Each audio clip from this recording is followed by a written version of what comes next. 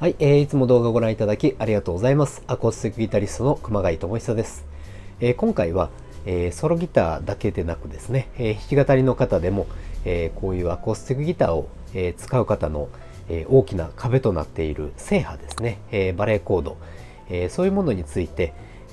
ちょっともし音が鳴らなかった時の、確認するポイントというのを、上げていきたいなと思い、動画を作りたいと思います。よろしくお願いします。まず一つ目はこちらでですね、親指と人差し指の位置。これは基本的なところではあるんですが、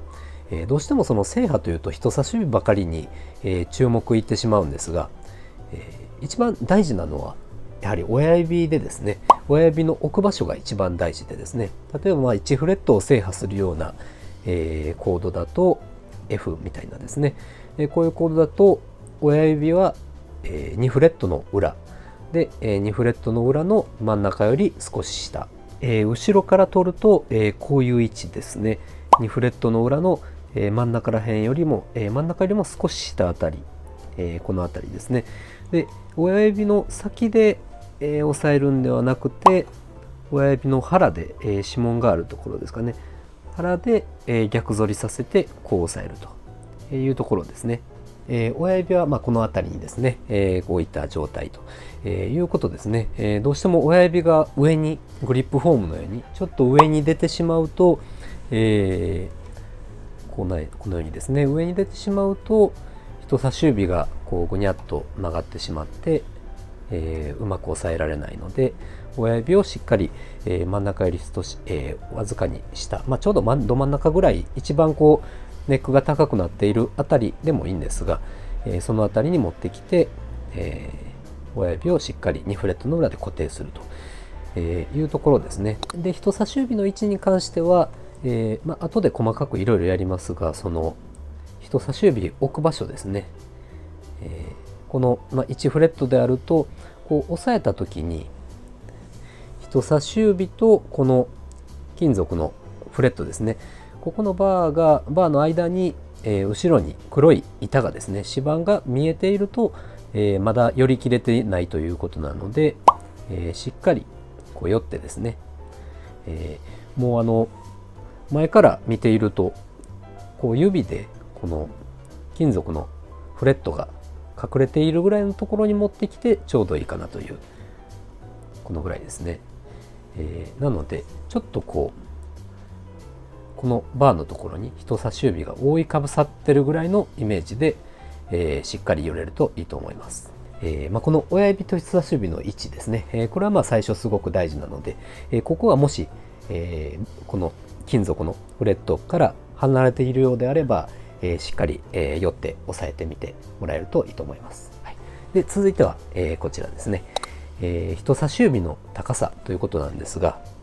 この人差し指の、ここの、どのあたりに正波を置くかというところですね。人差し指の指の長さ、手の大きさにもよるので一概には言えないんですが、基準としてはですね、こう正波したり普通の何か奏法したりする時でも、この指の拳の部分がですね、ある程度弦と平行であるような、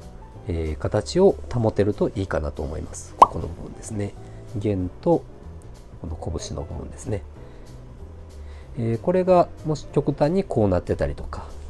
すると、あまり良くないかなというところで、ここもちょっと確認してみるといいと思います。で、F であったり、例えばBm7 の3弦が鳴りにくいとかですね、こういうところは、どうしてもこう各3弦4弦あたりは鳴りにくいポイントになってくると思うんですが、この時ももう1ミリ単位で人差し指を上に上げたり下に下げたりしながら、その鳴るポイントをですね、探すというところをちょっと手を休めながらですね、確認してみるといいと思います。次はこちらですね、人差し指が伸びきっていないか、これに関しては、人差し指ですね、こう棒のようにするので、伸ばすのは当然なんですけれども、あんまりこう人差し指をピンと伸ばしすぎるとですね、ちょっと分かりにくいですけど、こんな感じになって、完全にこうまっすぐになるというよりも力んで伸ばしきってしまうとちょっとこう反るような形になってしまうんですね。でさらにそのギターのこの指板というのは、真っ平らではなくて、アコースティックギターの場合はわずかに、R がかかっているという指板に、大体どのギターもなっていてですね、なので、R がかかっている部分にまっすぐ行ってしまうと必ずこう鳴らない弦が出てしまうので、イメージとしてはわずかに R がかかっている指板に対して、優しくこう沿わせるようにというですね、こうちょっと見えにくいですが、ピンとこう逆反りさせずに優しくこう優しく沿わせるようにというところをですねイメージして、この押さえる練習をですね、してみてもらえるといいかなと思います。で、次はこちらですね、人差し指の皮膚が硬くなるのを待つというところなんですが、この指先と同じでですね、人差し指のこの正刃で当たるところも、指先ほどではないんですが、どんどん慣れていくとちょっとずつこう皮が分厚くなるというです、わずかに皮が分厚くなってくるので、そうなってくると、最初よりも、初心者の頃よりも楽な力で正刃音が鳴るようになってくるので、ですので最初こういい形で押さえたけれども音が全然鳴らないという方もですね、諦めずに、毎日、少しでもですね、練習してここの皮の部分に刺激を与えて、でちょっとずつ、この皮をですね鍛えていくというところで、ちょっと意識しながらですね、毎日、少しでもこの弦を触って練習するというところを、続けていってもらえればなと思います。で、次はこちらですね、弦高が高くないか、ここからは、指ではなくて、ギター本体の問題にはなってくるんですが、やっぱりそのギター買った状態だと、弦高がこの弦とフレットの隙間のここの幅ですね、ここの幅を弦高というんですが、弦高が高いギターだとギュッと押さえても音が、しっかり鳴らないということが非常によくあります。なので、僕もその体験レッスンなんかで、新しい生徒さんがギターを持ってきてですね、F が鳴らないんですって持ってきても、そのギターをお借りして預かってちょっとこう、僕が押さえてももう音がもう頑張らないとならないぐらいに弦高が高いギターなんかも、結構ありまして、調整されてないギターというのはアコースティックギターの場合どうしてもバレーコード音が鳴らなかったりするので、この弦高をですねしっかり調整するというところは、ものすごく大事なところかなと思います。なかなかその弦高をですねアコースティックギターに関しては弦高自分で調整するというのは結構難しいので、ぜひその、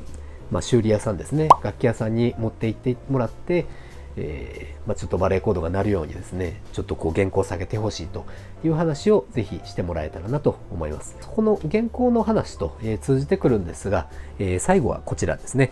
まずはニカポで練習してみようというところですが、ここの弦高が高い場合ですね、この辺りが高いのもあるんですけれども、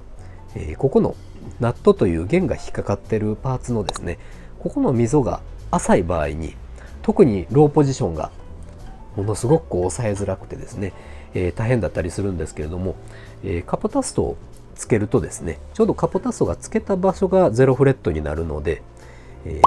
自然と低いポジションは結構音が鳴りやすくなるんですね。弦高が低い状態になるので、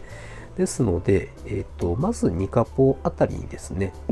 取り付けて、F の練習する時でもそうですし、難しい曲があった場合ですね、バレーコードの正派の曲があった場合、正派があった場合でも、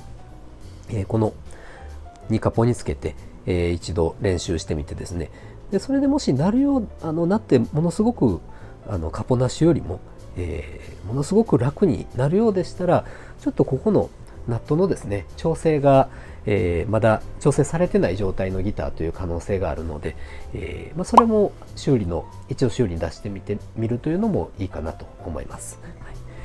なので2カポでですね、こんな風に、F を弾いてみたり、他のちょっと難しいこう動きを2カポでしてみたりという風にですねやるというのも、